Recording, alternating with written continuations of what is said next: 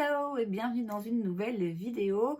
Aujourd'hui, on refait un petit tour de Will I Buy It. Comme chaque semaine, je vais donc aller regarder la page Instagram de Trend Mood, voir un petit peu les dernières nouveautés, dernières sorties, make-up et beauté et vous donner mon avis. Et on commence par la marque P. Louise qui sort des liners à double embout, des liquides, des fards à paupières liquides, pardon, et aussi, il me semble, des huiles pour les lèvres. C'est très coloré, très pastel, très printanier, vraiment en pile dans la tendance et dans la saison.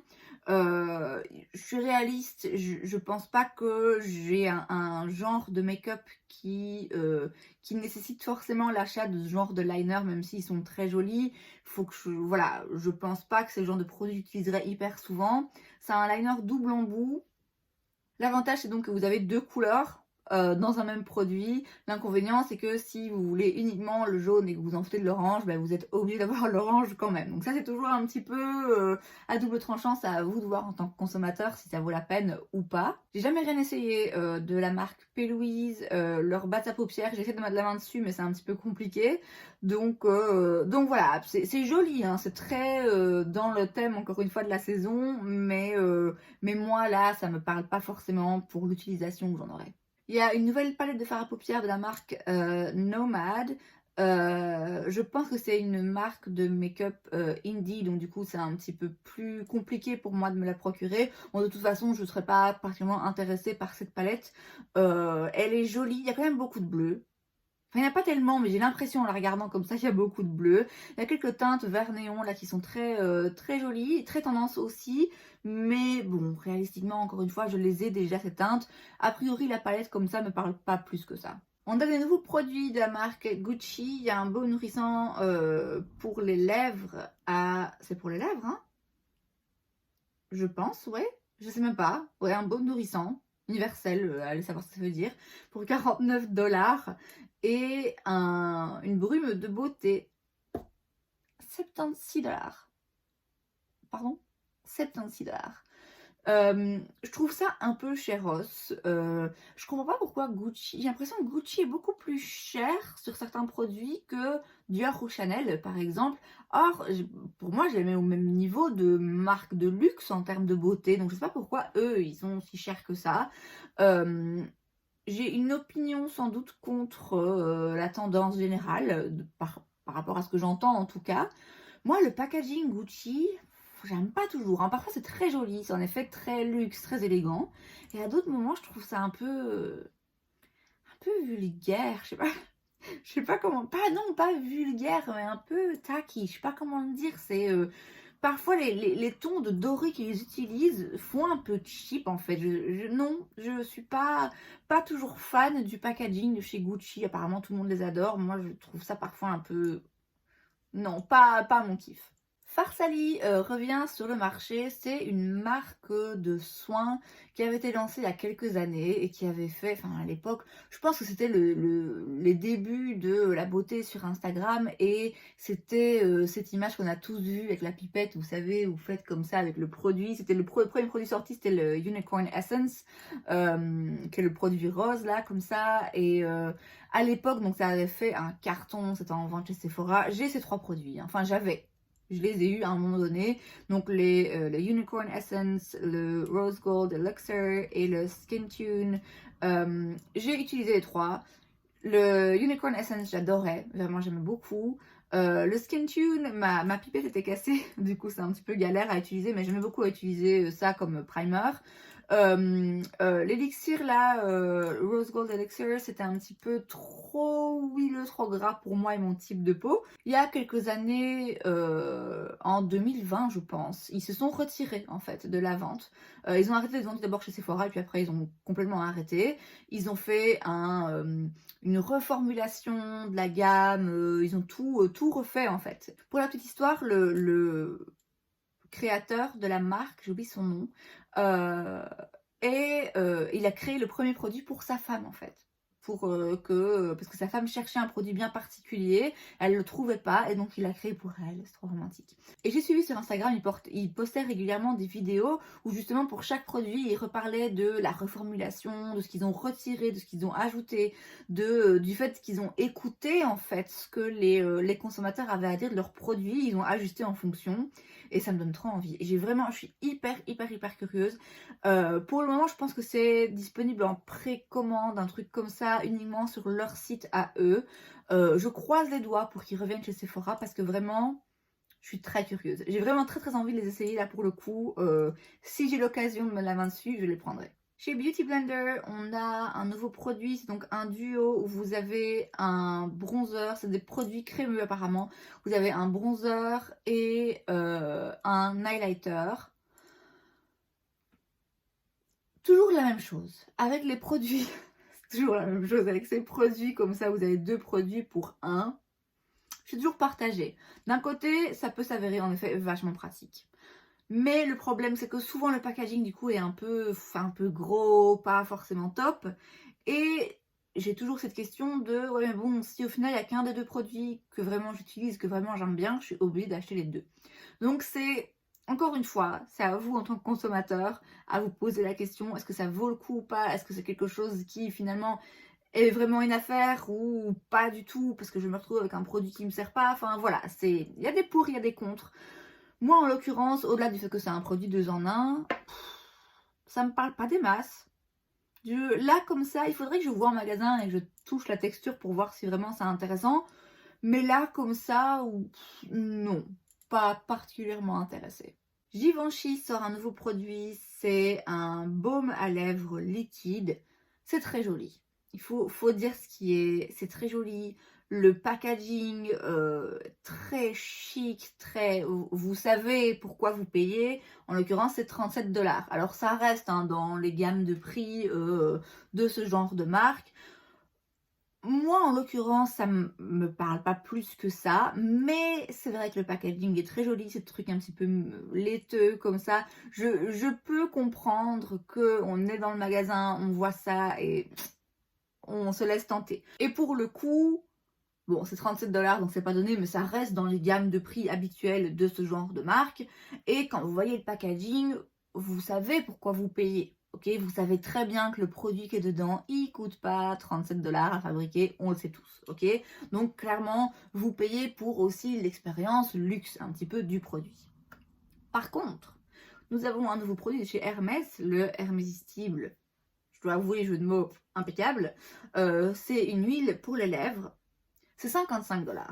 Donc on est quand même à un niveau supérieur, ok? Et franchement, le packaging est moche. Enfin, c'est pas moche, c'est pas, voilà, c'est un packaging très basique, mais je veux dire, c'est un packaging très basique, c'est du plastique. Sephora pourrait sortir un truc comme ça. J'adore Sephora, hein, ils sortent de très beaux produits, mais je veux dire, c'est pas quelque chose de très spécial. C'est pas un packaging qui a été pensé pour Hermès, fabriqué vraiment avec la patte de la marque. Vous voyez, je sais pas, je m'attendais à du faux cuir, à du doré, à des tons un petit peu camel, à, je sais pas, à quelque chose qui me fasse penser à Hermès. Là, je suis désolée, mais non. Non, moi je paye pas 50 balles pour avoir un packaging en plastique qui pourrait être sorti par n'importe quelle autre marque. Ça ressemble beaucoup à un packaging Wet n Wild, je trouve d'ailleurs, que j'ai et que j'adore le produit, mais le truc il coûte 7 euros. Là, non, là franchement c'est exagéré. Payer un prix pareil, déjà c'est trop, mais à la limite je pourrais comprendre si, ben voilà, à côté de ça vous avez un packaging vraiment qualitatif et qui est magnifique, qui est très spécial. Là, franchement non. On a des nouveaux produits de la marque Trixie, on a des blushs en stick et des pinceaux. Vous savez, les pinceaux, j'attends le moment où je craquerai et je me déciderai à acheter des pinceaux Sigma. En attendant, pas d'achat pinceau. Les sticks là, blush, ils ont l'air quand même très colorés, très pigmentés, et j'ai pas l'impression que c'est le genre de formulation que moi j'aimerais, mais si c'est ce que vous cherchez, ils ont l'air très jolis. On a un nouveau produit chez Dior. C'est ouais, les petites palettes comme ça chez Dior. Je dois vous avouer que j'ai toujours en tête cette idée. Je sais que c'est de la qualité, hein, on paye assez cher, mais j'ai cette idée que ça va pas être une formulation de fard à paupières que moi je vais aimer. Les rouges à lèvres, là, enfin les emballages de rouge à lèvres sont très jolis. Mais voilà, les palettes, ouais non, ça m'attire jamais. Kevili sort des nouveaux crayons pour les yeux. Très curieuse de voir des revues parce que j'ai le pressentiment, en connaissant la marque un peu, j'ai le pressentiment qu'on va avoir quelque chose de super pigmenté, ce genre de crayon que vous mettez en muqueuse et qui ne bouge pas. Donc ça, je pense qu'il y a moyen que ça devienne des nouveaux favoris pour beaucoup de personnes, ce genre de crayon. Je m'avance peut-être, hein, mais c'est l'impression que j'ai. Le seul problème que j'ai, c'est que je trouve que le lancement de couleurs ne colle pas avec la saison. Ça aurait eu beaucoup plus de sens qu'il lance ça un petit peu avant l'automne. C'est des couleurs très profondes, très foncées. Alors évidemment, c'est l'esthétique de la marque. Hein. J'imagine mal Kevili sortir des produits pastels. Hein. Mais il y a un petit décalage, quoi. J'ai l'impression que là, les gens sont plus attirés par les crayons pastels, les trucs colorés, un petit peu cute. Et que là, c'est un peu plus... Ouais, je sais pas. C'est pas le lancement que j'attendais là maintenant. Mais clairement, si les crayons sont comme j'imagine qu'ils vont être, je prendrai sans doute un noir. Peu importe la saison, un noir, on en a besoin. MAC sort un nouveau produit, The MAC Powder Kiss Velvet Blur Slim Stick. C'est très long. Il y a 12 teintes. Ils disent lip balm. Donc a priori c'est un baume à lèvres. Le côté velvet, donc velours, pour moi ça fait pas penser à un baume à lèvres. J'ai un peu du mal à comprendre exactement c'est quoi comme produit, mais je garde un œil ouvert. J'aime beaucoup hein, les produits pour les lèvres de chez MAC, j'en ai d'ailleurs un aujourd'hui. Oui, j'ai juste un peu du mal à comprendre exactement ce que c'est. Une nouvelle collection chez Kylie Cosmetics en collaboration avec sa sœur Kendall. Est-ce que je dois vraiment le dire? Non, je crois qu'on a compris. Non, non, jamais de la vie. Non, merci. Il y a aussi, alors c'est pas neuf, c'est juste que c'est disponible maintenant. Ça a été annoncé il y a un moment, mais j'ai pas été hyper rigoureuse avec mes vidéos Will I Buy It. Et donc une collaboration entre Wet n Wild et les bisounours. Vous savez, hein, moi ce genre de truc cute, dessin animé et tout, ça me parle pas forcément. Si c'est votre cas, sachez que c'est disponible. Il y a aussi une nouvelle marque de beauté, de produits skincare. C'est la marque Rhode de Hailey Bieber. Alors, déjà, le truc du donut, je comprends. Je comprends l'analogie que, enfin je pense pas que ça se dise en français, mais on parle d'avoir une peau qui ressemble à un glazed donut, donc à un donut qui est recouvert comme ça, qui est bien pulpeux, vous voyez, bien pulpeux, bien juteux, bien hydraté, enfin bref. Donc je comprends hein, l'analogie. Mais le fait de le faire de façon aussi stricte, enfin voilà, je pose à côté d'un donut, c'est quand même une interprétation au pied de la lettre, hein, c'est un peu ridicule. Je trouve qu'on dirait une parodie en fait. On dirait vraiment une fausse marque, une parodie, un sketch de SNL sur les nouvelles marques beauté. Regardez, j'ai une peau qui ressemble à un donut. Enfin, franchement, je trouve, voilà, ça fait un peu parodie. La tête qu'elle fait et tout, enfin voilà, j'ai du mal à prendre ça au sérieux. On va pas se mentir, quoi qu'il arrive, j'ai du mal à prendre ça au sérieux. Ce qui me gêne avec ce genre de marque, c'est que elle va vous vendre ça en prétextant que c'est grâce à ses produits qu'elle a cette peau. Non, elle a cette peau parce qu'elle a grandi en étant millionnaire et que dès son plus jeune âge, au moindre problème, hop, esthéticienne et c'est bon, on n'en parle plus. C'est ça en fait qui me dérange dans les marques de célébrité. Ma foi, si ça te rend heureuse, fais ce que tu as à faire. Si toi, consommatrice, ça te rend heureuse d'acheter son produit, fais ce que tu as à faire. Ce qui me dérange, c'est le côté publicité mensongère en fait. C'est le côté où ils prétendent que c'est leur produit, c'est grâce à ça qu'ils ressemblent à ce à quoi ils ressemblent. Non, non, je suis désolée, c'est pas le cas. Et ça me dérange fortement. Donc rien que pour cette raison, non, encore une fois, non merci. On a une nouvelle collection de chez Clionad, c'est la collection Fruits du Dragon. Il y a donc des highlighters, une trousse et des pinceaux. Bon, les pinceaux, j'ai déjà dit, je vais pas me répéter. Les highlighters, c'est quelque chose. c'est définitivement quelque chose. Ils ont l'air très jolis, très intéressants, très différents de ce qui se vend sur le marché habituellement. Je pense que c'est encore une marque indie, donc du coup un petit peu plus difficile pour moi en tout cas à mettre la main dessus. C'est très intéressant et différent. Moi je sais que c'est pas le genre de make-up que je vais aimer faire, mais il faut quand même reconnaître que ça sort des sentiers battus. Lunar Beauty sort une nouvelle collection, la Nude Prism Collection. Il y a donc une palette de fard à paupières, une palette de blush et des huiles pour les lèvres. Ce que je voudrais tester de cette marque, c'est les gloss.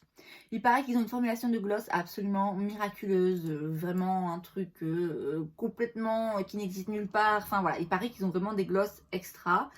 Ils se vendaient avant sur Beauty Bay, ils sont plus disponibles, il n'y a plus qu'une palette disponible sur Beauty Bay. J'avais trouvé aussi sur Boozy Shop, je pense que ça vient des Pays-Bas, je crois que c'est un site des Pays-Bas mais je suis pas sûre, ou alors c'est belge, j'en sais rien, enfin bref. Sur Boozy Shop j'avais vu qu'ils y étaient aussi, mais de nouveau il n'y a plus.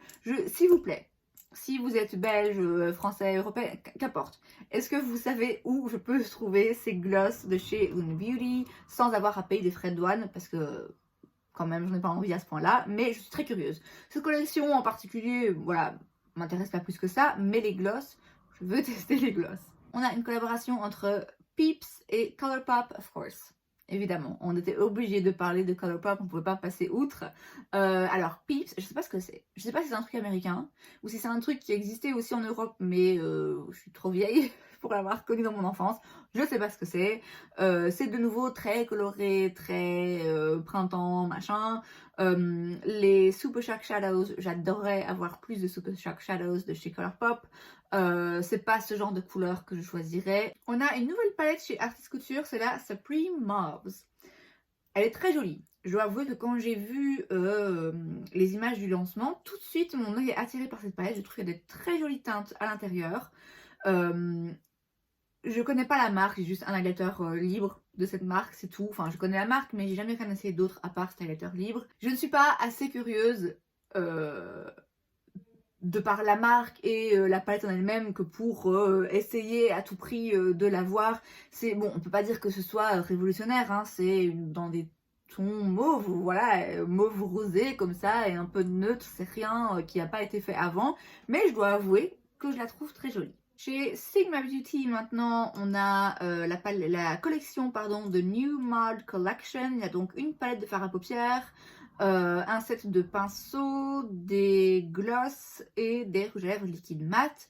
Le set de pinceaux, alors les manches des pinceaux sont magnifiques, ils ont des paillettes dorées comme ça au bout, ils sont vraiment très très beaux, mais je me vois plutôt acheter un kit Sigma, un kit de pinceau classique, et avec le pinceau noir, voilà, moins cher que de payer extra juste pour avoir un joli packaging. Moi, ce qui m'intéresse, c'est les pinceaux Sigma, pas le packaging autour. Mais faut avouer que c'est quand même très joli. La palette, encore une fois, les tons mauve-rose, très jolie aussi. Encore une fois, pas assez curieuse que pour sauter le pas, mais c'est joli. Et enfin, chez Kimchi Chic Beauty, on a de nouveaux produits pour les lèvres, les Sweet Candy Kisses. Et vous avez donc des rouges à lèvres hyper colorés. Vous vous en doutez, voilà, c'est pas le genre de produit que j'achèterais parce que je vais pas les utiliser. Je dois reconnaître que c'est intéressant d'avoir ce genre de couleur parce que c'est pas quelque chose qu'on voit souvent sur le marché. Et il coûte 12 $. Donc franchement, c'est pas du vol. Et c'est donc tout pour cette vidéo, j'espère que ça vous a plu. Si c'est le cas, n'hésitez pas à laisser un like. Vous pouvez aussi vous abonner à ma chaîne parce que c'est gratuit, donc pourquoi pas. Et moi, je vous vois la prochaine fois. Bye!